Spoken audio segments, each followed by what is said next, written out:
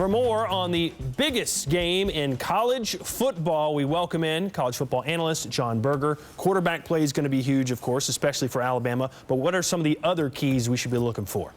I think a couple things. Alabama, number one, running the football. I think that's going to be key. They're one of the best offenses in terms of lining up, probably arguably the best offensive line in all of college football. Very balanced team with Eddie Lacy, not only between the tackles, but Yeldon gives you a little bit of wiggle on the outside. So I think Alabama running the football early, especially on the road. When you look at the crowd, they're going to be into the game. They're going to be lubed up. It's going to be a very emotional scene. So I think Alabama coming out on the first or second possession, really establishing that offensive line. And, of course, A.J. McCarron throwing the football downfield, but Amari Cooper, the wide receiver, he gives them a little bit of spark. He's good. Well, not only is he good, but he gives you 14 yards a catch, which is big. So they have that big play capability. A lot of Alabama's pass game is set up off that play action because they can run the football so successful with Lacy and Yeldon.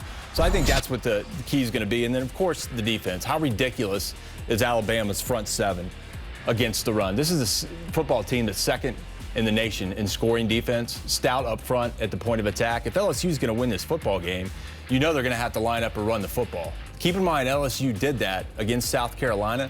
They went for 258 on the ground.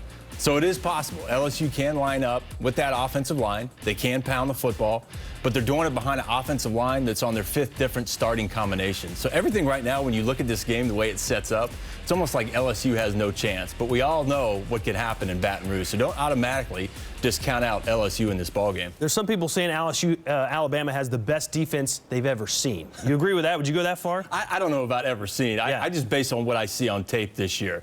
I think they're the most balanced team, offense and defense. I think their front seven is probably better or as good as anybody in the country. And AJ, when you have a quarterback, doesn't make any mistakes, doesn't turn the football over, hasn't thrown an interception, it's pretty hard to find a weakness in their game, right? Hopefully LSU can find one, at least for Tigers fans.